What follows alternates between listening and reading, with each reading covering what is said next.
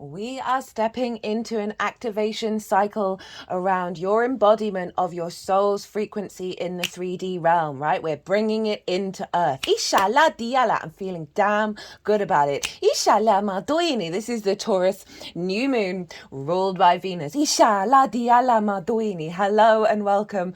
My name's Chloe. I work with card divination, astrology, and as you just heard and as you can see, I channel multi-dimensional energies through my body. They bring in healing, attunement, and activation codes with the readings and the messages that come through. Be happening throughout the reading. For those of you who know your time of birth and know your natal chart, I really recommend you check out the sign that falls in the first house. This is called your rising sign, where your ascendant is. It's a very powerful house and all the signs will be as if they are in the first. I read for the rising signs. However, this never invalidates you looking at any other part of your chart. Perhaps where your sun or your moon are, they always get activated with every lunation. So just look to whatever sign it is that you're interested in. Look to where it falls in your chart, look to the house that it's in and the themes of that house. You want to apply those themes as well as all the meaning you've got going on in that sign to the messages that come through. It will be as if that sign has now moved to the first house, but with all of the meaning of your natal chart. So the astrology for the rising sign will still link in. You just got to add on that little bit of natal chart meaning on top of it. Right, I am reading for Cancer, so let us begin. Cancer rising. How you doing, Cancer? So I cut the deck 3 times before starting your reading, and we got the World, which is Saturn. We got the Ace of Cups and the Devil in reverse. And what this feels like is a releasing of limitations on the 3D plane that have blocked your ability to really tap into the abundance of love and see the world open up to you. New viewers who haven't quite caught the introduction, I channel multi-dimensional energies through my body, both through physical movements and the vocal side of it. Now all of this comes through and helps bring in healing, activation codes and attunement to the messages that come through in these readings. So whether you're consciously aware of what's going on, this is all in alignment with source and your higher self. Whoa, that's a lot of cards. Let's go for it. Let's do it. There's that World card. Oh,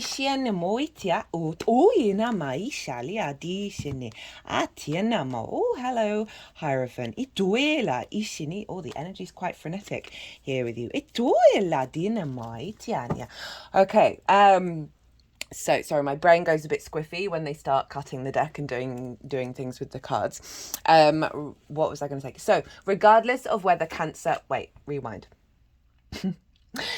Those of you who do not have Cancer in the first house, which is your rising sign, look to where Cancer falls in your chart. Look to the house that it's in, the themes of that house, and you want to apply those themes as well as all the other meaning you've got going on in the sign of Cancer to the messages that are going to come through in this reading. It will be as if that Cancer energy has now moved to the first house. So the astrology for the rising sign will still link in. You just got to add on your own personal Cancer meaning on top of it. Now, regardless, wherever Cancer falls in your chart, Cancer and Taurus sextile one another. This is an aspect of Venus. This is a free-flowing, soft aspect. It's Venus is one of the benefics. It's more of the carrot, less of the stick.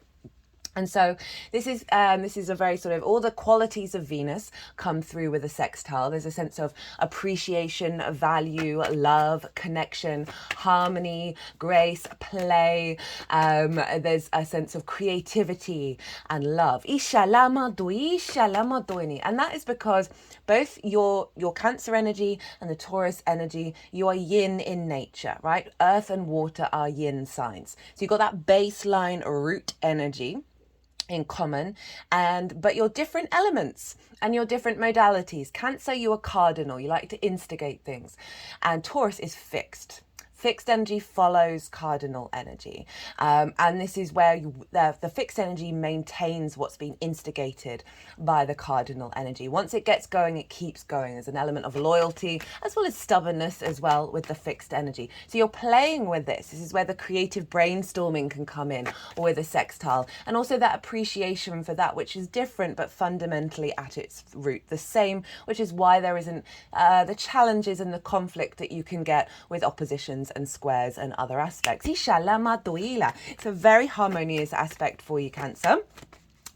So really beautiful energy showing up with this new moon in Taurus, wherever Cancer falls in your chart. So I'm pulling cards for 3 different piles. The first pile is the lead up to this new moon. I work with 6-month cycles, so it's from the Taurus full moon that we had in Scorpio season last year. What have you been integrating? What have you been working on? And then how is your energy showing up that's working with this moon? So that's pile 1. Pile 2 is the energy download that you're going to receive at the time of this new moon. And as I said, I work with 6-month cycles. I see lunations as portals for download codes, activation codes. And this is going to download and then unfold over the next 6 months. So as I said at the beginning, if you're watching this after the event, which might be likely because I'm recording this on the 7th, in the UK, this moon is happening in the early hours of the 8th. But you're not missing out on anything that's coming through with this. So yeah, the baseline for pile 2 is the collective reading. It's always the collective reading because that's where I get to unpack and unravel how all the celestial bodies are talking to each other at the time of the transit, and in this case a new moon. So break down the astrology in way more detail and really kind of flesh out what does that feel like, right? What is this trying to teach us? What is it trying to tell us? And that so you can kind of get more tools and hints about how you want to work with the moon based off of that collective reading. I also do collective tarot and channeled messages come through. I get a bit more esoteric and talk about the soul's journey, as well as bring in my own experiences. I've got Aries in the 9th, which is about your perspectives, and so I have to kind of embody it myself first before wanting to bring it to the table, especially if I, making sure that I see that these things the things that I'm suggesting are coming into manifestation. So if you want a deeper understanding of pile 2, go check out the collective reading. They are my favorite. And the tarot is in relationship to how that energy, that collective energy, is affecting the Cancer area of your chart. So that is pile 2. And then pile 3 is how all this energy is manifesting, moving forward. So those are the piles. I'm now going to break down the astrology for Cancer rising. And as I said at the beginning of this reading, wherever Cancer falls, it will now be as if it's moved to the first house. So the houses that I'm going to talk about, the aspects that I'm going to talk about, are all going to still very much relate to your energy. You've just got to add on that bit of meaning on top of it. I'm going to keep shuffling until the deck goes down. And then when I finish talking about the astrology, the energies that I work with, they're going to move the cards around. They're going to do some energy work, put them into the 3 piles. And that's when I'll bring the tarot into the astrology. When I finish doing your reading, you're the final reading in this transit, there will be an oracle reading coming out. I pull these oracle cards before doing any of the transit. And what I want is it always blows me away how beautiful and how in alignment the oracle cards are. Down the middle here, which is like the core essence of this moon, there's a card saying ecstasy, there's a card saying eros, which is love, there's a card saying the dove of peace, and another card saying earth's heart. Now Venus rules Taurus. Taurus is the earth sign, our personal connection to the earth. She's all about love and creativity and peace, diplomacy, right? Inshallah motu inshallah. So the fact that all those this moon is lovely. This moon is lovely. Okay, so let's get into the astrology. Ishini atuele ela ituela dishani atiane mo utuechani itiani ma itia. There's that devil card. Ituechania otuani ace oena ichini. Oh, they're wanting a lot of cards with you. Itui. Right, that's an okay. Ichini. They want all the deck for you, Cancer. Okay, so all the cards. They've done a lot of cards come out already. So I'm just going to have a chat now. So the astrology for Cancer rising, where is this happening? This is happening in your 11th house, the house of good spirits. This is about your hopes and dreams, friends, groups and alliances, as well as reaping the benefits from your 10th house, which is about your life purpose, your career, your reputation and your visibility. So you've got a big new moon being activated here. And new moons are a great time to set intentions because the moon is at her darkest. She's in her most yin state, very receptive, very observing and bringing nourishment, okay? And so the moon represents our emotional body, our intuition, how our needs need to be met or whether they are being met or not being met. How do we give and receive nourishment? It's our unconscious spaces as well. And so the full light of the sun is beaming into the moon. Our vision, our clarity, our divine inspiration, our animation, our will. And they're in alignment. They're in the same sign. So this is why it's a great time to set intentions, plant seeds, do manifestation work around a new moon, because this is all going into your unconscious. You're planting a framework in there. If you don't know what intentions to set, I always say tap into the emotional feeling that you'd have if the themes of this house manifested in the highest frequency, beyond your possible imaginational constructs, and feel what that would feel like on an emotional level. But now this is Taurus. It's the personal connection to Earth. So it's your physical senses. Like, what is your body telling you by sensation? So add that on as well, of like the tingling all over, rather than just the emotional connection to it. And that will really amplify whether you know what you need to set or not. That doesn't really matter. Just tap into that. And then the universe will co-create with that energy. So starting a new cycle around elevating your hopes and dreams. And this all imprints into your intuition. So then over the next 6 months, you're intuitively unraveling this and taking action through it. Friends, groups and alliances, connection to soul family, connecting with those who are perhaps going to help elevate the energy of your hopes and dreams, collaborate and facilitate each other's hopes and dreams. Elevate your connection and your ability to be yourself in friends, groups and alliances. And that ties in with the astrology. Activate a new cycle and an elevation around elevating the benefits that you're reaping from your 10th.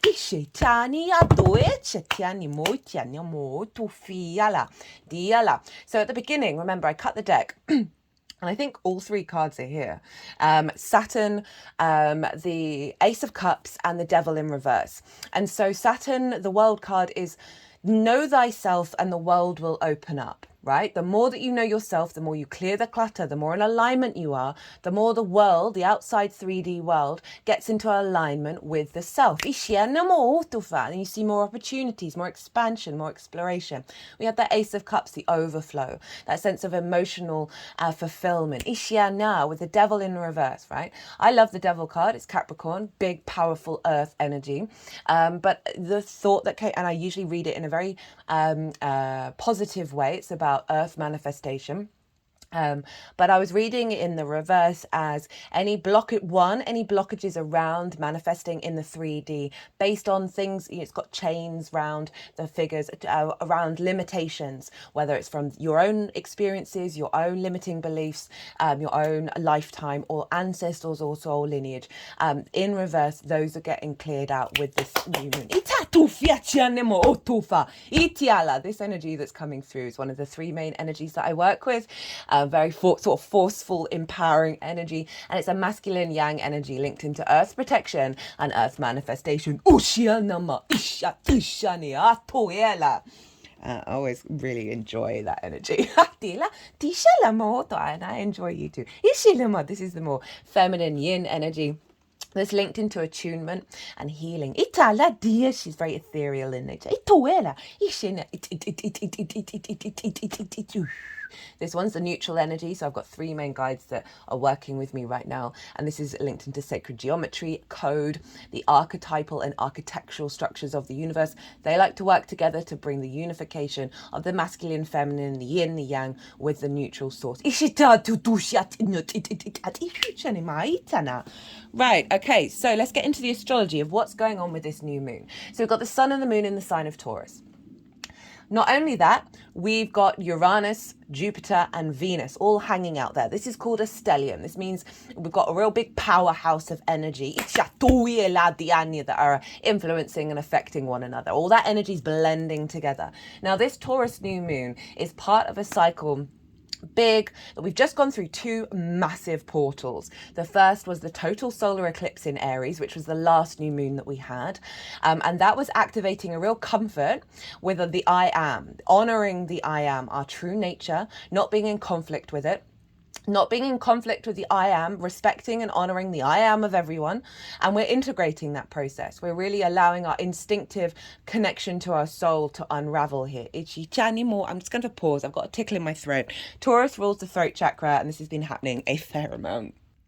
Sorry about that, Cancer.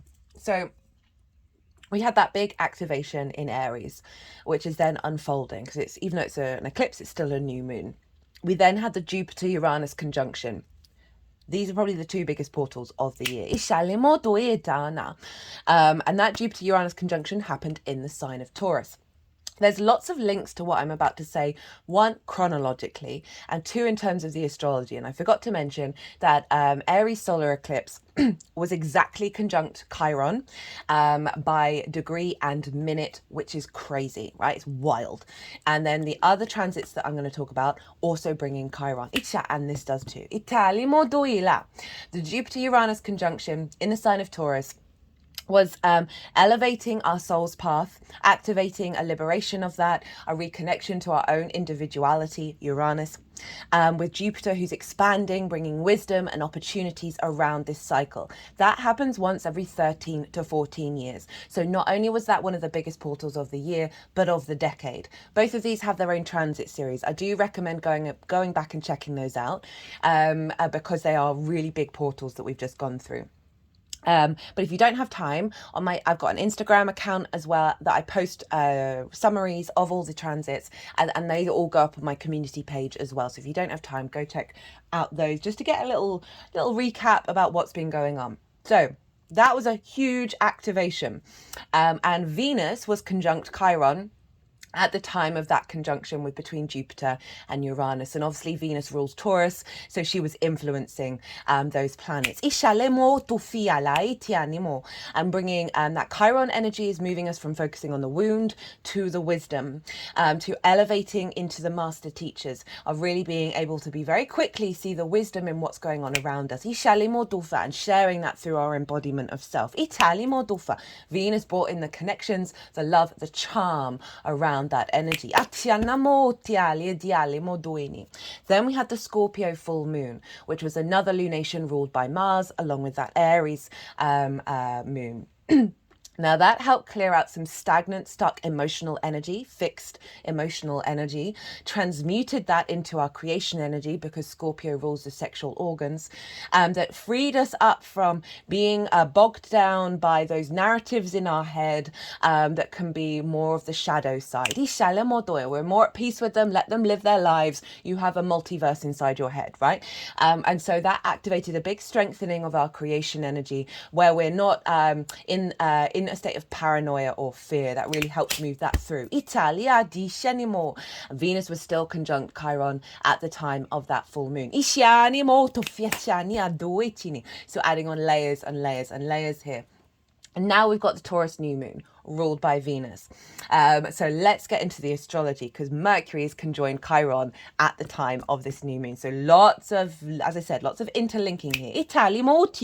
So that Jupiter-Uranus conjunction is still very much at play here. I've listed in the description box the dates that came before this new moon that are important, because you can go back and look in time and go, okay, what was going on around then? And also dates following, because we're going to have lots of activations around that Jupiter Uranus conjunction conjunction, including this new moon. The Sun and then Venus and then Mercury are all going to come into conjunction with both of these planets in the sign of Taurus. Mars will with Uranus, but not Jupiter, because Jupiter's going to move into Gemini.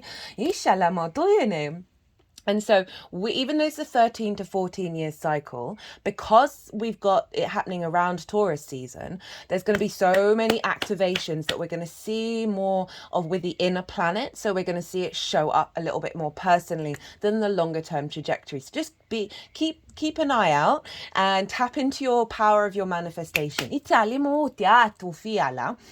So that Jupiter-Uranus conjunction of Uranus is incredibly independent. It's the maverick of the solar system, right? It's very confident and comfortable being its unique self. It, wants you to break out of conformity. It doesn't want you to be small. It wants you to be free of those limitations. And it can often clear the path if you are not able to do so. And I talk about that in way more detail in that transit series. By the way, all the transits that I'm talking about, they all have their own playlists. So they're really easy to find. So Uranus is really helping you tap into very unique hopes and dreams, right? It's helping you be very unique with friends, groups and alliances, allowing yourself to be more comfortable with that. It can also see people that you meet in groups and alliances come along and bring unique ideas to you as well. It can go both ways. Sort of sudden opportunities are going to be coming in with this conjunction in relationship to this new moon. But overall, a real sense of, and also sudden opportunities and a sense of abundance around reaping the benefits from your 10th house. That one. That doesn't just have to be sort of money. It can be you learning quite a lot, you finding a deeper connection to your career. All of those kind of things can show up there. Now, Jupiter is expansive. It brings wisdom, a sense of knowing, faith. There's an element of there because of that flow, that sort of ease within yourself, right? That's where the opportunities and the luck and the abundance can come in. So this new cycle, this sun and moon are very close to Uranus and Jupiter. They're not exactly conjunct, but it's still a conjunction. And so this is activating all of what's coming through with the next 13 to 14 years into this new moon. And so we've got this real boost here of feeling good about being yourself, right? Finding more generosity and ease in the way of activating your hopes and dreams, of how you share your wisdom with friends, groups and alliances. I'm really being able to see the pathways around activating more benefits from your 10th. Now, in the lead up to this new moon, you may have felt that your body has been tired, a bit run down. Maybe you've had some old aches and pains come back up. And this is because this is all being recalibrated. My glands have been really loud and aching for the last week. The lymph nodes have just been like,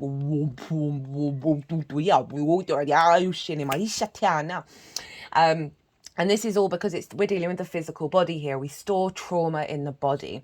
So this is releasing old patterns, right? So often we respond to our environment. Our body's responding before our conscious mind is responding. And if you've had certain trauma situations and you come into an environment that has a tiny little thread that's linked into a previous trauma, you may then, your body may think, shit, I'm in danger. I'm in danger. Even if it's on like the subtlest of levels, right? And this can put us into that fear response rather than that sort of expansive curiosity of the true nature of ourselves. That what's being recalibrated is a releasing of a lot of that trauma that's stuck in the body. And now that our senses, our physical senses, are going to be in attunement with love, wisdom, and liberation. It's bringing in a real maturity around how we connect to the Taurus area of our chart, that love, that pleasure. And when I say maturity, I don't mean like not having fun, not at all, but it's that wisdom of knowing that we're going beyond the wounds. So our senses are recalibrating to guide us and see the abundance, see the love, see the expansion. So that's the Jupiter-Uranus side of it. Also, Venus is there in conjunction with the sun and the moon. She's She's coming up towards the sun, and she is obviously the ruler of Taurus. But this conjunction with Venus, so all those Venusian qualities, she is in her homeland. She is in her own realm. She is in full goddess mode right now.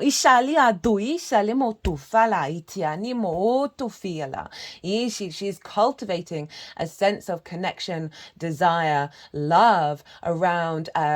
You may find with a Venus transit in the 11th, like you just finding more joy of being around friends, groups and alliances, more opportunities, more experiences, more pleasure, more connections, getting more creative about elevating your hopes and your dreams, really connecting to the love within you around those hopes and dreams, away from the distortions. Can also see more feminine energy coming in with the Venus in the 11th, that is providing benefits and rewards from the work that you do in your 10th. And that's not gender specific. Conjunct this moon is bringing all of that in. She's also bringing a great deal of charm in the way that you're seen in friends, groups and alliances. So this can be being in that elevation. Perhaps you meet more clients, right? And so that activates a stronger level of benefits and rewards from your 10th. Perhaps your life purpose is to collaborate with a group of people and create something beautiful that can elevate that. Perhaps it's meeting, the life purpose can be about finding someone, falling in love, creating a family, and you might meet someone in a group. Or you just, apply whatever it is you're connecting to on your life path. Venus can be elevating this because she's in her own realm. She's so strong right now. She is not beholden to anyone. She is top of the energy train. Interesting. Some of you might be traveling by train. Like a group event. Okay. Energy chain. So the major aspect that's going on with this moon is with Saturn beyond the conjunctions over in the sign of Pisces. Saturn is sextiling this new moon, which is beautiful. Again, we've talked about the sextile to your Cancer energy. I forgot. Oh, let's rewind. Let's talk about that for a little bit.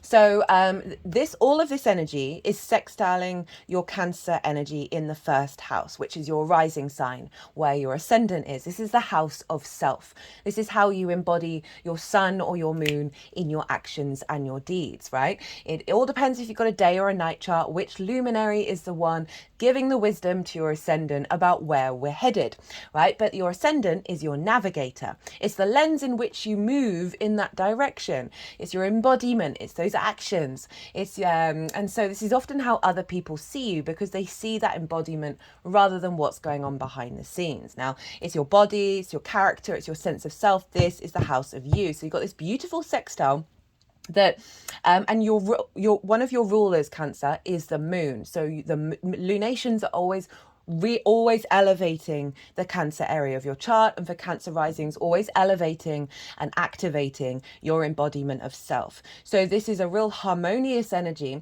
from this moon to your first house of how you're seen, perhaps by friends, groups and alliances. How you truly understand your embodiment of self in alignment. I feel like that's bringing intuitively in alignment with how you move through the world, that the actions that you're taking are facilitating the expansion of your hopes and your dreams. Also more recognition of your embodiment, of your actions, in the way that you work, right, in your 10th house, that's then providing more opportunities, more rewards. Now, back to that sextile with Saturn. So Saturn's over in Pisces, which is a fellow water sign, which is trining your Cancer energy. A trine is an aspect of Jupiter. Again, another benefic aspect, a soft, easy, free-flowing aspect. It's bringing a sense of expansion, elevation, or wisdom, all of those Jupiterian constructs. Now, Saturn's there. Saturn's a bit of a difficult planet. I've done 3 Saturn in Pisces transits. I still recommend the first one because I break down in the Cancer rising reading the meaning of Saturn up in your 9th house in way more detail. Also in those introductions, I talk about the overall themes of Saturn in Pisces. Saturn was Neptune, Saturn was about Jupiter. This third one is the one that's currently live until Saturn goes a retrograde. I think it's the end of June, beginning of July. It's hilarious with me and dates. We have a slippery relationship. And so again, all in its own playlist. I'm going to focus more on the sort of the message that I've had come through with this moon rather than breaking down all the stuff about Saturn in the 9th. So the 9th house is the house of the gods. This is about your big picture perspectives.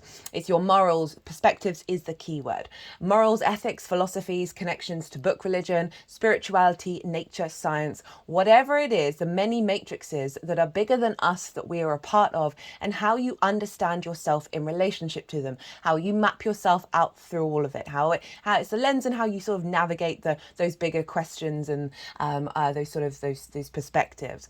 It's also linked into mastery of something you've been learning. It's also about teaching, and so this is a sense of elevation of your perspectives, broadening, deepening your perspective in order to share them. It's not about trying to change people's minds, but about sharing them. It's also about going and living somewhere that is unfamiliar to you for a longish period of time. That's often linked into foreign travel because that's the most obvious way of going in and expanding your perspectives. But also, say you've lived in a city and going to live in the countryside, different vibe, as well as the astral planes, the multidimensional spaces.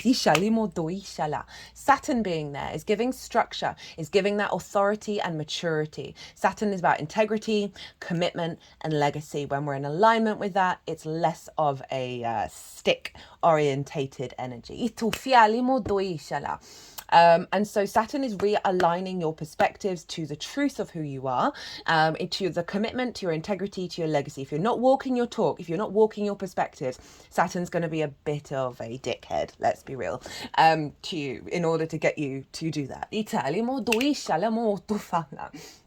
But it's bringing the structure, making the magic of Pisces real. Pisces is very fluky energy, very non-linear, things appearing out of nowhere, synchronicities, very magical, right? And so Saturn's giving structure to that. It's giving the power of the magic of your capacity of that Pisces energy in your perspectives is making that magic real. And that is sextiling this new moon. So for some of you, this might be about how you share your perspectives to friends, groups, and alliances. That's activating a cycle of more collaboration, working with others who want to work, you're all bringing your ideas together to build something beautiful. Or it could be about bringing in more clients, expanding your how you and perspectives. If we think about the 10th house, because it's involved, because that's where Mercury and Chiron are, of your career.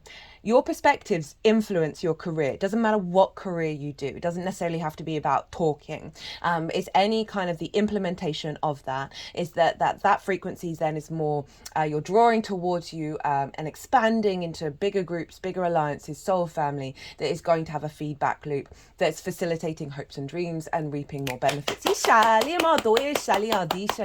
that sextile is about connection. It's about appreciation and value. So your authority, your commitment to your perspectives is being appreciated and connected to those groups and alliances. Now that's the major aspects that are going on. There's some other stuff all in the collective reading. Really enjoyed that reading.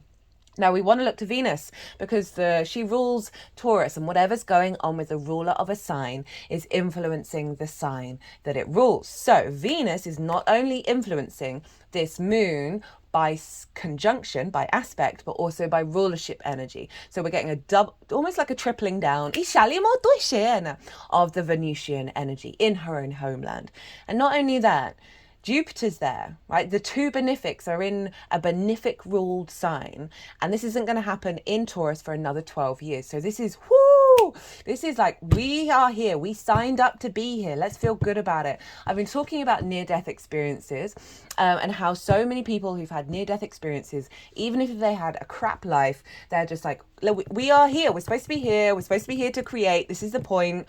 This is great. This is great. Even if they, had their own struggles. And this moon really represents that. Of like bringing everything that we've been integrating into the 3D realm. Despite the chaos. So Venus, she's influencing this moon from her own territory. As I said, she is in her own land. So there's no other planet governing what's going on with Venus. So her agenda is really loud and she wants us to feel good in the 3D realm. Ishala dusha. Tiala maosha, iala diala. She's just put my hand on the throat chakra and she's very softly caressing it. Itufala, u ta dishala. Thank you, Venus. Ishala matoinia. Now, the aspects that Venus is making is going to be influencing this moon because it's feeding in by the rulership energy, and she's square Pluto over in the sign of Aquarius. Utufali achina. I've done a post on the Instagram and on the community page about the Pluto retrograde, which happened on the 2nd of May. It was Pluto was square Venus then, and also sextiling Mars, and that energy is very much about this feeding into what's going on here. So but I'm going to touch on it briefly. So Pluto square Venus. A square can bring about conflict. It's ruled by Mars. And so it can bring frustration, winning at all costs. They're both fixed signs. They both think they know what they're doing better than anybody else. And that can bring up conflict if it power dynamics as well. But if it does, just know it's just highlighting for you to think about that and work out, okay, what is this actually trying to tell me rather than the conflict? The conflict is just a tool in order to provide a lesson. I'm not really getting the conflict vibe because of what is going on in Taurus and how powerful that is. So Pluto in Aquarius is over in your 8th house. This is the house of transformation. This is about the outside world's resources. This can be mortgages, loans, car insurance, taxes, inheritance, both 3D and cosmic inheritance. It's also about bonuses and commissions. More one-off payments or dealing with the resources from the outside world compared to your 2nd house, which is your regular income. So with this square, right, a square is the flip side of a square is about manifestation. Mars, our motivation, our drive, our action, the god of action. The builder, the farmer. This is building energy in the 3D realm. Without friction, 3D linear time and space dimension would not exist in the way that we know it. So we need that friction. We need that square. We need that activation in order to build. Inshallah. So we've got this strong building energy between Pluto, who's internalizing your magnetism in alignment with your universal frequency that is more in alignment with your galactic energy. Squaring Venus. Right, so you can see a shift of dynamics, power dynamics that may have been distorted around scarcity with the 8th house in terms of bonuses, commissions, getting the resources that you need from the outside world in order to facilitate your hopes and dreams, right? In order to reap the benefits from the 10th house. So this could see a string of bonuses. This could see you getting that mortgage because your hope is to have the house. So got that beautiful square because Venus is in her power right now. And not only that, but by energy transfer, she's also governing Pluto, because Saturn's rules Aquarius. So I'm going to write about this in the Instagram. Saturn's in Pisces, ruled by Jupiter, whereas Jupiter in Taurus. So Venus is actually going, hey, Pluto, let's get this on the road. Let's rumble. In alignment with the Venusian qualities. The 8th house is also about the give and exchange between you. How are we doing for time? All right. Give and exchange between you and anything other than you. It's relationship dynamics, right? This can be time, money, things, energy, intimacy. And this can where scarcity can be, codependency, giving too much, taking too much. And this is not only your relationship with others, the outside world, but also source. It's a very magical house. So I see a real alignment around those relationship dynamics with anything other than you that is feeding into all of that good stuff that I was saying about the 11th house and building, right? Venus is activating a cycle of bringing in harmony, bringing in grace to the power within yourself. Pluto rules the dead, right? The ancestors, both blood and soul lineage. So wounds around this, right? Let's go back to that Chiron energy. Wounds around not having the hopes and dreams manifest, not having the relationship dynamics that match the love that you have the capacity to give. All of that good stuff. Any wounds around that, that's all being transmuted. There may be friction that brings some of these old dynamics up, but your physical body is going to know, okay, this is not part of my current paradigm. This is just being released. So that's the big, big all of that. Now, the only other thing I'm going to talk about is Mercury and Chiron are conjunct one another in your 10th house. This is Aries energy squaring your Cancer energy. And for Cancer risings, it's your 10th house, which I've been talking about. Your life purpose, your career. Life purpose doesn't have to be career. It can facilitate it. It's your visibility. It's the peak of your natal chart where the sun was at its highest on the day that you were born. So very sun energy, right? It's about sort of purpose, illumination. It's about reputation, visibility, how the big outside world sees you, as well as bosses. So Mercury and Chiron conjunction, again, this is staggering from that Aries eclipse. I see Mercury with Chiron of you being able to, through how you collect information around your soul purpose, around your career, you are elevating yourself into being the master teacher in how you express that.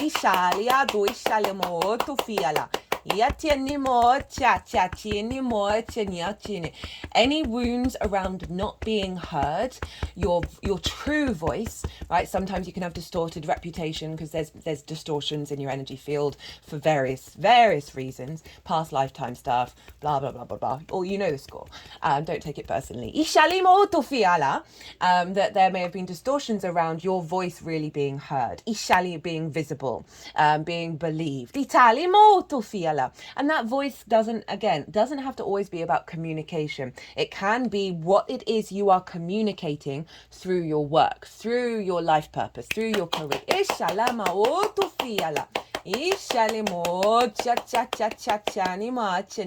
there's a level of authority and respect because Chiron's the master teacher of then what it is that you are bringing to the table.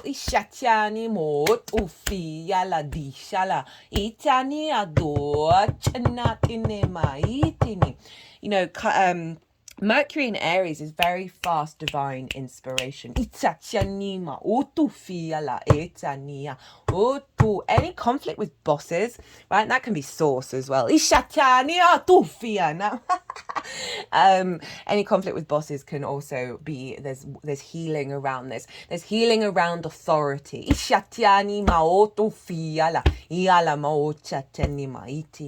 But that's it's not making an aspect to the moon, but it's tied into everything else, and it's quite a significant transit in your 10th, right? And that is then squaring your Cancer energy, which is bringing in an activation of your embodiment of the wisdom in what you're picking up, right? The information that you're picking up, both internally and externally, the clarity that you have around that, the visibility you have around that into your embodiment of self, right? Right. Look to where your sun and your moon are in your natal chart. Just got some ringing in my ears as I said that. To the bit before. Look to the houses that they're in, the themes of those houses. Those themes are likely to play a role in what's unfolding. They always are getting activated with every lunation. So we've got a loop of many different lunations going on all at the same time. You may also want to work with those themes in terms of your intention setting, your manifestation, the seeds that you're planting. You don't have to, and you don't have to be limited to that. I'm just using it, letting you know that can often amplify the energy for you. Do what's right for your intuition. Now, I am going to go consciously quiet. I'm going to soften my mind. The energies that I work with, they are going to move through me. They're going to move all these lovely cards around that we got out very, very quickly. They're going to do some channeling, and then they're going to put them into the 3 piles. And that's when I'm going to bring in the tarot into the astrology. I call you to soften your mind as well. You just had loads of information thrown at you. Don't overthink it. Let it all settle, and then see what intuitive hits come up for you while we're doing this. Ishalemo tufiala, ichanima italemo o dialama, oti shutufa. Leo and Aquarius popping up here. Ishanya, that's your regular income right there.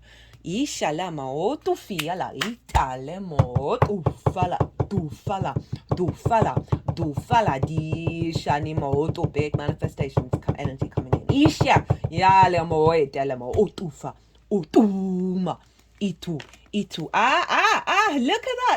at that. 5 of Cups in. I know I said I'd be quiet, but 5 of Cups in reverse, moving away from grief of not having that flow, not having that celebration, the abundance, with the 9 of Cups. In your second house of feeling good, feeling satisfied. Ishitianimo utufa. Ichania dianimo ela dishene tuviana. Iya iana oela mo esheniatiana. Ela dishene mo etiania mo tufiala. Ishana dishania tuile. Etuili ale mai jana. That was pretty cool, Cancer. Oh, sorry for shaking you about that. Ishala disheni atiania. Blockages around visibility. Achitiani mo itiania. Itufila. It's been coming up a lot actually. Itiala mo tufiela. Itiania. Itiani mo tuela. Itiania. Tiania, Chushanuma, Tia, Duela, Ehala, Diala, Ot.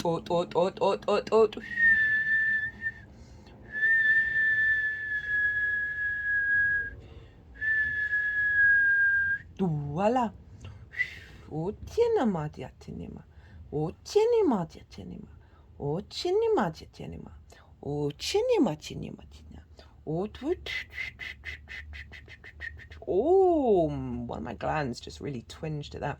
It's like they're pulling out all those swords. Ishatuela, ishene, itaela, itiala, otufiala, iala.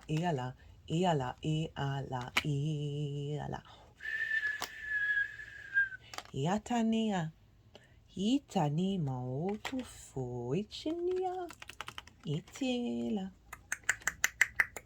Itiala, itiane, diala, diana, diala,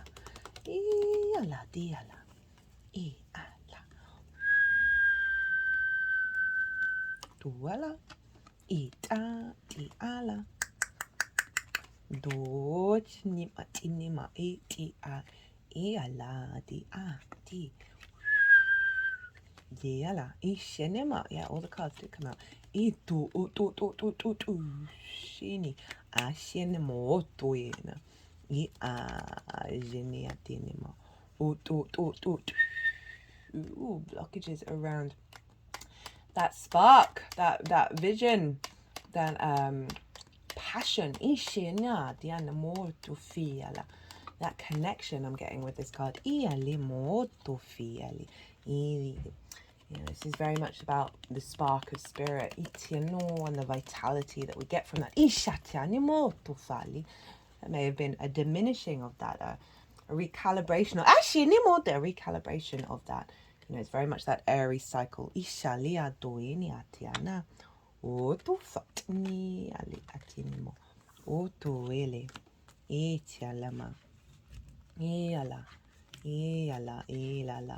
Ishene autofia shaniala iana itu falane ma itela ela diala ishene mo otu ela diala dishene mo otu fala. Yeah, that's kind of highlighting that Mercury block. It's oceana ma dishaniatiana. Itana. Iatiene mufa. Iala. Iashela. Diala, diala, diala. O tufale. Ishanea. Ishaniala, diala. Ituala. Di isheniala. O to ela. Ale diana. Do ishanima. O to. E ashanima. Ela. Itanima. Di o to ishanima. Diala, diala, diala. O to. O ela di shani. Ati ti. E ti. E atinima. Eala.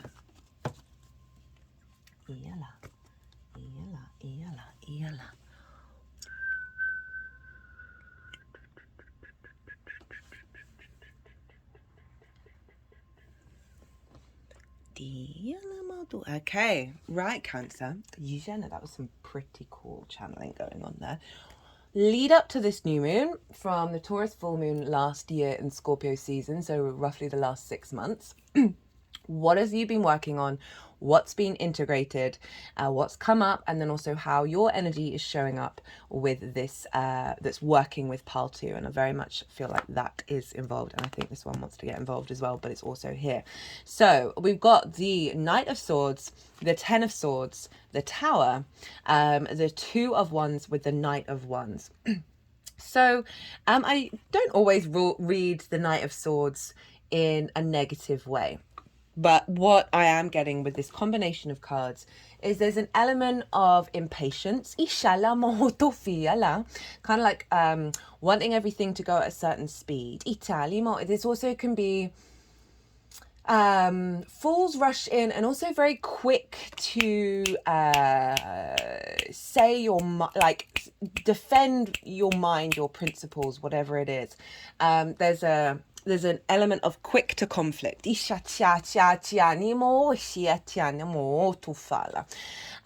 whether that is you in relationship to those groups and how you stand in those groups, or your expectations around what you're reaping from your 10th house, your expectations around hopes and dreams, all of this sort of rushing fast energy. And the reason why I'm saying conflict is because these clouds are very jagged, and the only other card that has the jagged clouds is the Five of Swords, which is all about conflict. They're just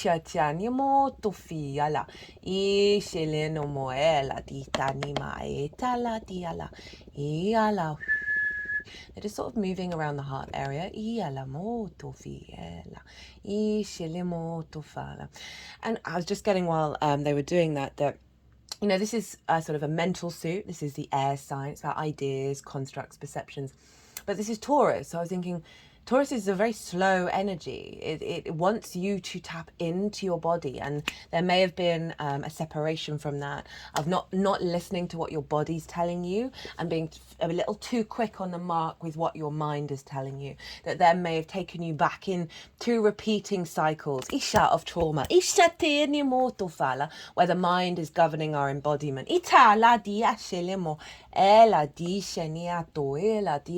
Now, these situations may have come up in the 3D over the last 6 months, and or there may have just been that you have had the time and the space to observe these little tendrils of this representation in yourself, in your responses, where you're like, oh, okay, I need to sort of unravel that and work with that.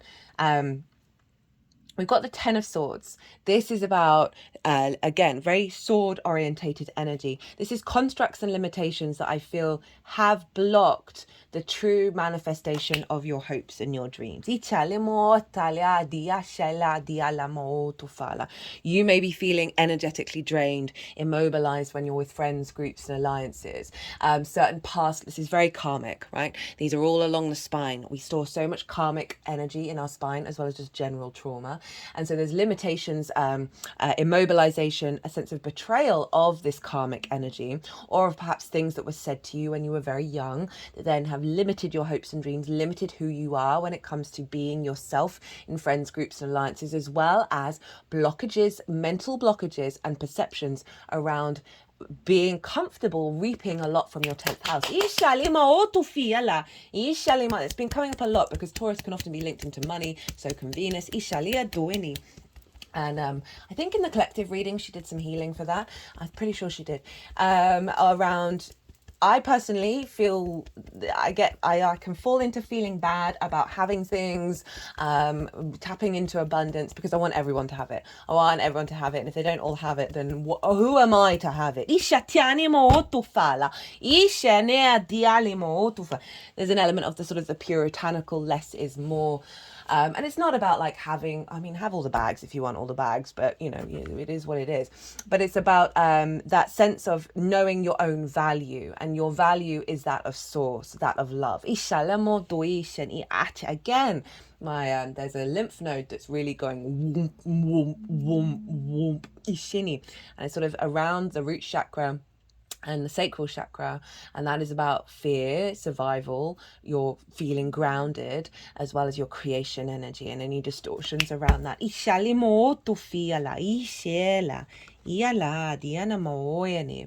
no, that's not that pearl. So overall, like, there's a sense of there's been some blockages that you've been navigating and working through, and there's an element of completion here, and that's doubled down by the fact that the Tower card has shown up. Now, the Tower card is great.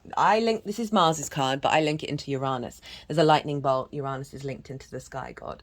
And it takes down the superfluous energy. You see here, all the chaos is going on at the top of the tower. Those foundations are rock solid. So it's usually about clearing away superfluous stuff that doesn't serve you anymore, right? So often we needed to go through this in order to learn certain lessons and figure certain things out, right? You know, there's the challenge side of the universe, right? The chaos side of it. That helps us evolve. Now, with the Tower in reverse, what I'm getting with this is internal ideas, because it's a lot of air energy, internal perceptions and ideas being pulled down from you over the last 6 months, right? That's been clearing that internal clutter. And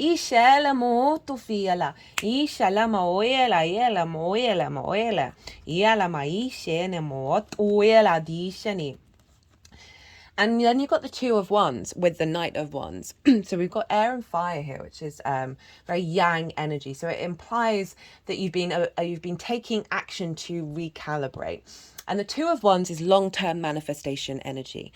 And this is all about getting the lay of the new land, right? And so getting the lay of the new land, of what the Tower has pulled down, where you're like observing who you are.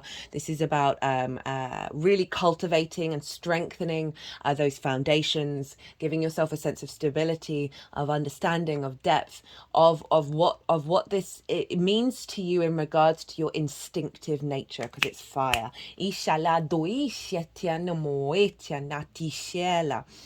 it is a restlessness here, because there's a desire to go out into the world. You know, you have the whole world in your hand, and you're preparing yourself to be able to explore it from the highest frequency of your nature. They're doing some work around the third eye, and they're moving the Knight of Wands over the heart area, so really being able to see clearly through your third eye via your heart. And those cards, there's an element of blockage around that, of this is all very mental and not embodied, and not the heart space, and very quick to conflict rather than love. And again, that could have been the outside world to you, but maybe because internally you have that's then getting recreated out in the outside world, or it's you and the outside world. Comes in many different forms. Take what resonates. But we then got the Knight of Wands. This is now embodying. You've now been practicing, putting this into practice, and a sense of figuring out how do you move through the world with this new instinct that you're cultivating. This spark of spirit.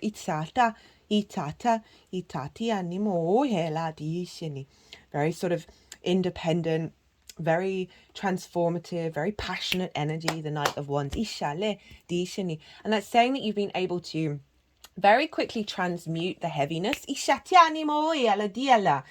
of what may have come up over the last 6 months. So say for instance, like your hopes and dreams not manifesting again in the way that you'd like to. This is you reorientating that disappointment, that frustration,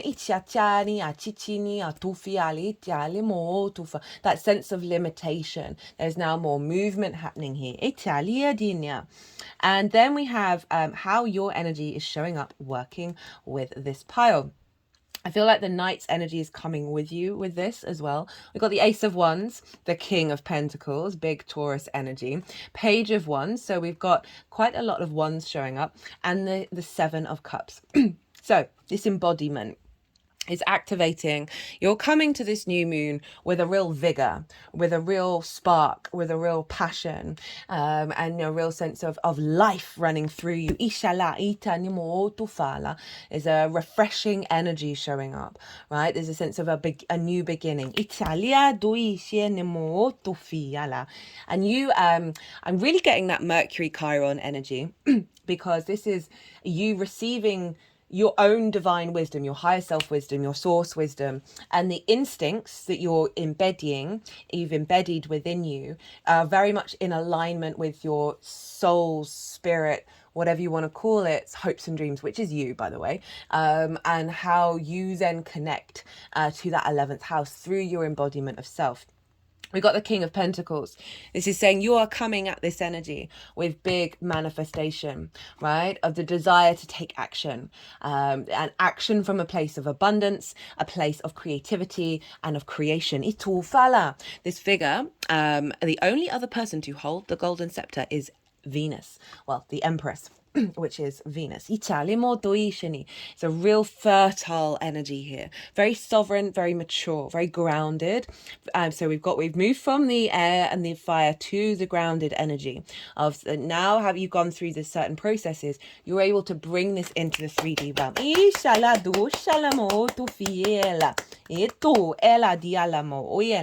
and create as this unfolds with the Page of Wands and Seven of Cups. This is also kind of why I'm linking in that Mercury transit up in your 10th house of your life purpose, your career, and you're through this new moon activating your ability to bring that into being, inshallah, and elevate whatever it is that you're doing if you're already on that path. This is about being able to receive the messages, right, of around you and see the clues, see the fire. This is also about you communicating from a very organic place, a very instinctive place that is bringing in and that can be how you manifest, right? Hopes and dreams. Being more in alignment with your soul, bringing in that ability to make it happen, as well as how you are seen and expressed in friends, groups and alliances, soul family. Again, opportunities as well coming in through your embodiment. You're very excited, right? Pages are very excitable. They've just got into the court. They want to talk and share. So this can see more networking, more interactions with other people that is providing more opportunities around reaping the benefits from your 10th house. It's crowned by the Seven of Cups. This for me is the channeling card. So for some of you, this may be an activation, because we're all channelers, we're all healers, we're all intuitives, we're all shamans. That's my personal opinion. We just do it in our own unique ways. And this is a real sense of tapping in and elevating whatever it is that you already have within you in terms of your connection to source. But overall, this is about fantasy and dreams beyond the previous limitations. So you're coming at this being able to build, being able to see the clues, be able to communicate and understand the truth and the passion and the drive and the manifestation that you have within you from a place of beyond those trauma responses and those limiting beliefs. By the way, I've mentioned in previous Cancer rising signs, I forgot to mention here, Jupiter loves being in the 11th house. It's its favorite place to be. So this is huge as well. It's really bringing in a lot of expansion around this energy. So the energy download that is then going to unfold over the next 6 months. We got the how you see it manifest will all depend entirely on you and your chart. We've got the 10 of Wands in reverse, the 7 of Pentacles in reverse, the 3 of Wands following that 2 of Wands, the 8 of Wands. We've got the 9 of Pentacles, the Ace of Pentacles, the Sun, the Hierophant, the King of Cups, the Strength card, and the 9 of Cups. Love, love, love, love this message. 10 of Wands in reverse, no longer seeing everything as a bit of a weight and a bit of a burden, not being able to enjoy your existence, right? This figure can't even see it's a beautiful day. And it's not about not having lots of things to do, it's about our perspective around it. So this may be that you've been carrying a lot of weight, a lot of you've been putting in a lot of hard work, and it's coming in reverse of a release of that perspective. It's not necessarily, as I said, you not have stuff to do, but again, you're lightening your load. It's very karmic as well, and it could be about blockages around ancestors, soul lineage, who felt like their hopes and dreams never come true because they're always the beast of burden, right? They're not the ones celebrating in the castle. And this figure is very alone and not connected to other people, not having support of community. So really an activation of support, of community, an elevation of your hopes and dreams that no longer feel like a burden. 7 of Pentacles in reverse. 7 of Pentacles upright is like the beginning of planting seeds and tending to them on a day-to-day basis. It is a lot of dedication, but it can be a bit frustrating because you're not seeing the manifestation. This is in reverse, so this is activating a cycle that is going beyond the initial stages. 3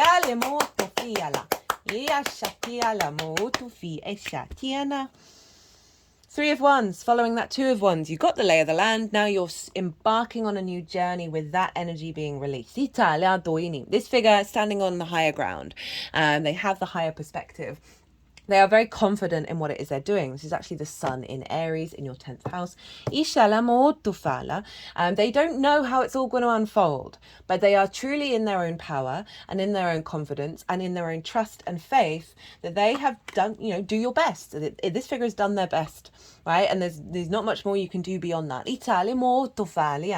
And so this is a real sense of an activation of confidence in this new frequency that's coming in.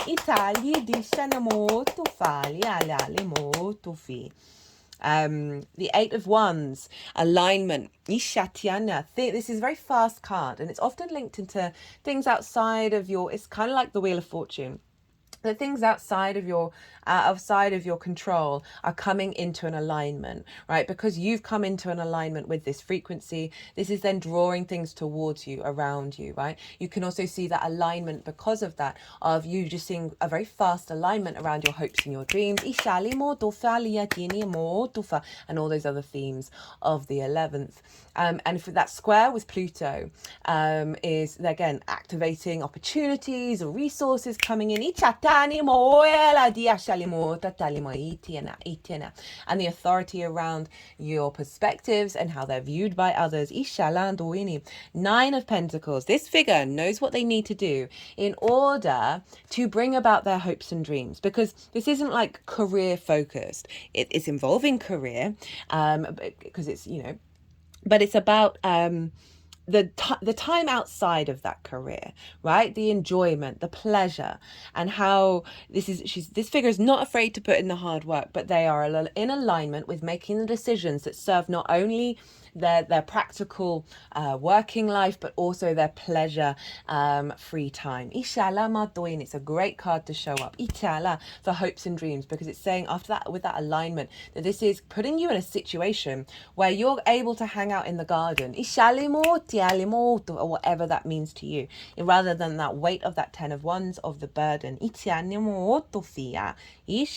Ace of Pentacles, big opportunities, big renewal of how you see the 3D realm, reconnecting to it from a place of love, integrating the multidimensional sphere in the 3D realm and being able to manifest, right? Bringing lots of opportunities around the earthly realms.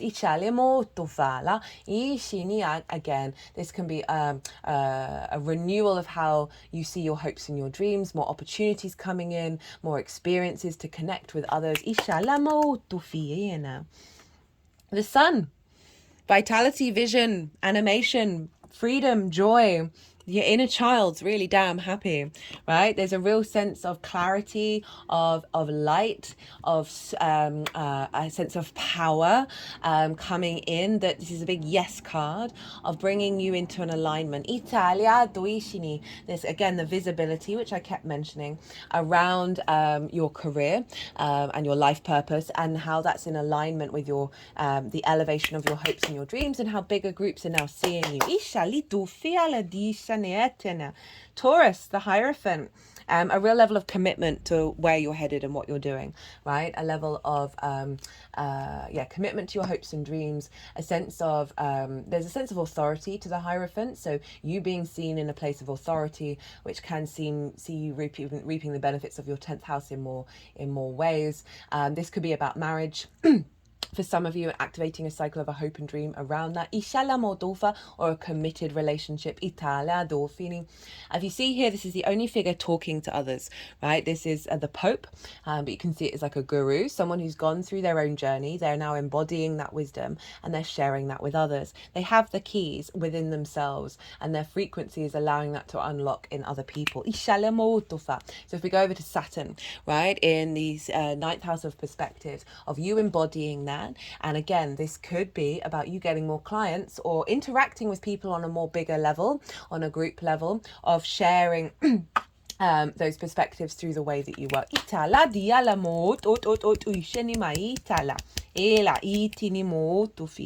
We've got the King of Cups. You being in your heightened intuition, right? A sense of emotional control, not being distorted. If things don't always go right, okay? I'm not going to say that everything's going to be all hunky-dory. It can be. It very much can be. It's all about perspective, really, isn't it? But this is about you remaining in your inner emotional body, your intuition, the power, the magic you have within you. This also can be seen as sort of that Saturn in Pisces, you being seen with authority, you bringing magic into reality because of this elevation of your perspectives. It's allowing you to hope and dream from the truth of your soul and activate that intuitively through your actions. Then we have the Strength card with the 9 of Cups that came with the Star and the 5 of, and there's Aquarius at the bottom of the deck as well, and the 5 of Cups in reverse. Now this big powerful message that came through in the channeling, wasn't it? Right, because this is the Leo energy. This is your second house of how your how you value yourself, an elevation of that, and also how you manifest the skills and tools that you have and how you manifest in the 3D and bring in regular income. That is your Leo energy. So this is coming into harmony, into balance. You are also in harmony with your instinctive mammalian side along with your higher self, and they are through love and kindness, feeling good and enjoying the world, right? They're not trying to dominate one another. This is about you being in union with your hopes and your dreams, you being in union with others through love and kindness. On a terms of just a general tarot level, with that 9 of Cups, of feeling really damn good. This is also the wish fulfillment card, right? I don't often say that, but I feel called to. But this is about internally feeling grateful, abundant, confident in your true self, and bringing that energy frequency within. And the more that you do that, the more it then ripples outward. But let's go back to that channeling that we did. So this is the Aquarius energy. This is the outside world's resources and also relationship dynamics, deep healing around that. There's then activating your hopes and your dreams, and moving away from a sense of grief, of not having the 3 cups, of that flow, that abundance, that sense of being with like-minded people, being celebrated, celebrating others, a real sense of harvest and fertility with that 3 of Cups, emotional flow, right? So there's a grief of loss, of being able to celebrate and being able to find joy. This is really coming into alignment with that outside resources, you being seen more by the outside world. This can perhaps bring in bigger clients, or bonuses, commissions, or as I said, mortgages, inheritance. 3D cosmic inheritance that's facilitating, helping the expansion on the 3D world. All sorts of good stuff. How are we doing? Okay, these last lot have all been quite long. The Devil. This is how this is all manifesting moving forward. The Devil, the Ace of Cups, the Hanged Man in reverse, the World, the High Priestess, and the 4 of Pentacles. Good energy. So I see now this devil as that powerful Capricorn energy, right? And this is in your 7th house of intimate relationships. That can be business partners. Inshallah, so you might meet a business partner that helps co-create.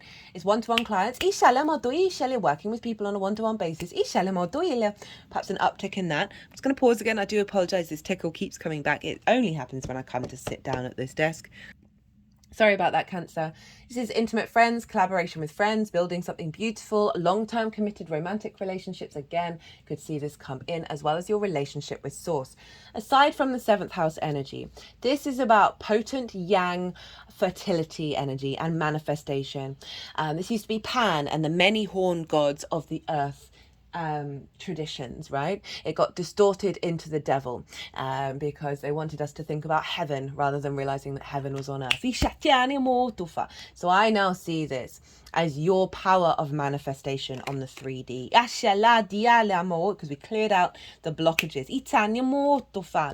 Ace of Cups, a real sense of overflow, of abundance, of your saucer is always full. You're always able to create and give and share and be just in this sense of love, right? We need to talk about earlier with those oracle cards. There's peace here. There's no longer that those limitations and that sort of conflict of that Knight of Swords.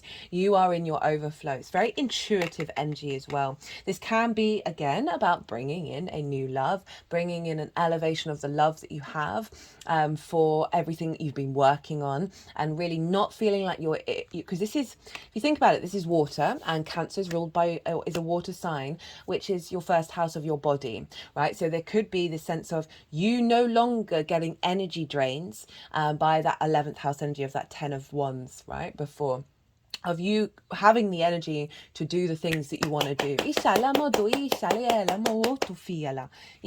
But overall, a real sense of peace about where things are headed and what's going on. And it's activating a real strength of your connection to the love that you have within you.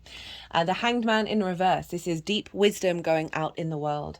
This is really, I really like this combination of cards in regards to your life purpose, right? That you are now walking from a real embodied source energy space. And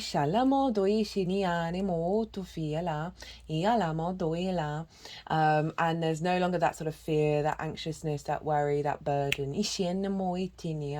And also you perhaps being seen in this way. Very much being in alignment with your path, with your hopes, with those around you, and that's sort of radiating out. It's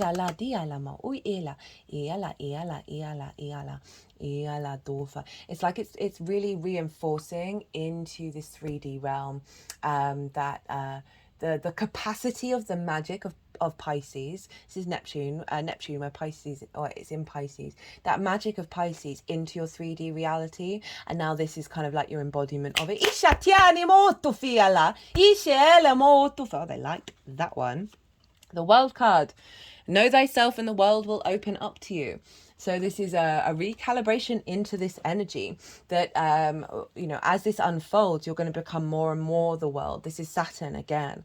And the more you know yourself, the less boundaries you actually need, because you are confident in your energy and who you are. You're integral with what you do. It doesn't matter what people say around you. You know you're walking your talk. You know you're in alignment with Source. So we strip down all those boundaries. And yes, this is a boundary, but it is zero. A real confidence, a real maturity, a real authority. There's allowing the world to then recalibrate towards your hopes and dreams. You being very confident in friends, groups and alliances, and being seen as from a place of authority. So it's doubling down what I've already said. The High Priestess.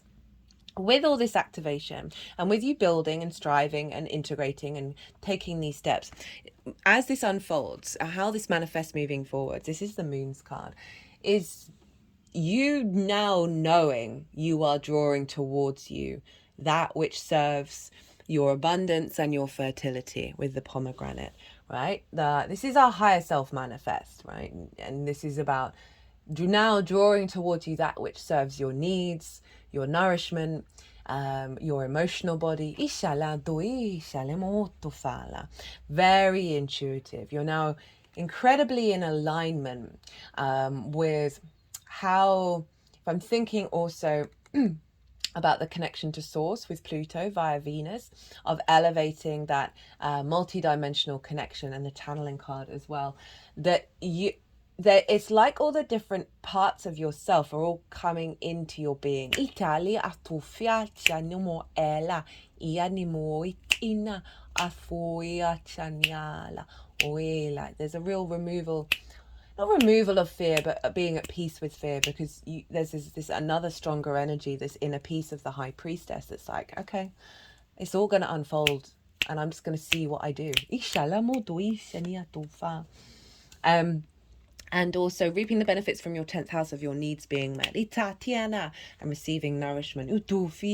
Also very intuitive with groups, which and knowing where, you know, what they need, and being in alignment with all of that, collaborating, drawing towards you people and situations that are elevating that. Final card is the Four of Pentacles. Love the Four of Pentacles. This, for me, this card, see the crown, it's about energy sovereignty, and I see such a sort of a protection energy with these pentacles over the crown, on the heart, and on the feet chakra, right? The pentacle, the 5-pointed star, is Venus's 5-pointed retrograde star. So the 5 retrogrades she makes in her synodic cycle. So she wants us to really be here now, inshallah, and enjoy ourselves. And so there's this protection that she's bringing to this character. That means that your internal energy, your integrated soul energy with self, is not getting distorted by the external, which means you are building, you are manifesting, you are creating stability and structure in the 3D world that's in alignment with that energy rather than the distortions. You know, this is real sort of connection to those hopes and dreams and sort of the career energy. And also, if you've been energy drained by groups, this is really saying your energy is not getting distorted by this. We've got resistance, preparation. You have been working through that resistance as preparation for this expanse. We've got the Devil card again, and the Sun, and the High Priestess. So trapped, loss of freedom, fear, ruthlessness. So there's been a blockage around your freedom of, can you dream? Can you hope? Can you have the opportunities that your soul truly craves? And there's been a block around that you have been working through and breaking down. Inshallah, doini, you've got the Sun, freedom, nature. So the opposite, freedom, nature, free-spirited innocence. And now you're shifting into that vision, that clarity. It's gone over the Aquarius card, which one is hopes and dreams, which is the house that we're dealing with, but also where Pluto is with the outside world resources, of being more in your own nature when it comes to relationship dynamics with you and anything other than yourself. And the opportunities coming in from the 8th of the outside world's resources is giving you more freedom. Got the High Priestess, perception, hidden powers, reflection of ideas, knowledge. So whatever channeling or whatever it is that's deep within you, you're in command of that. You're sort of really in your power of that. You have more understanding of it. And your perspective is shifting. It's shifting away from this restriction energy, this resistance energy. That wanted to come out earlier. We've got source, love, and light. A reallegation. Is that a word? Cut the deck and go follow your dreams. Perfect for the 11th house.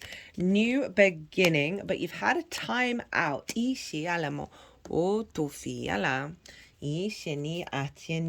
got some domestic harmony, and pride. Karmic completion. Right, that's enough. So yeah, this is saying you've been navigating, working through a karmic completion. Domestic harmony, again, that can be just internally, that's then allowing those that 9 of cups to ripple out into the world. Moving away from that conflict, being in alignment, being in harmony, domestic in a harmony with your hopes and your dreams. Itala, friends, groups, and alliances. Also, if we think about that 7th house energy, atofala, more of all the house of the other, which was that Capricorn card, the devil card.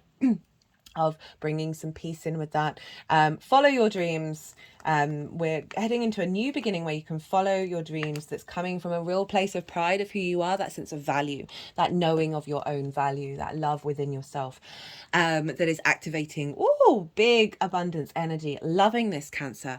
Well, I'm going to finish there. If any of this resonated, or if you just like learning about the tarot or astrology, it would be an honor and a privilege if you hit that like button. It would bring me a lot of joy, as well as facts of facts. It helps the algorithm. If you fancied a personal reading, my website is in the description box, as well as on the YouTube page, perhaps about this transit or anything really. I have a Virgo sun. I like to facilitate and tailor to the client, so drop me a line. Other than that, Cancer, be good to yourselves, be good to those around you, and most importantly, be well until we meet again, and dream, hope and dream, Cancer.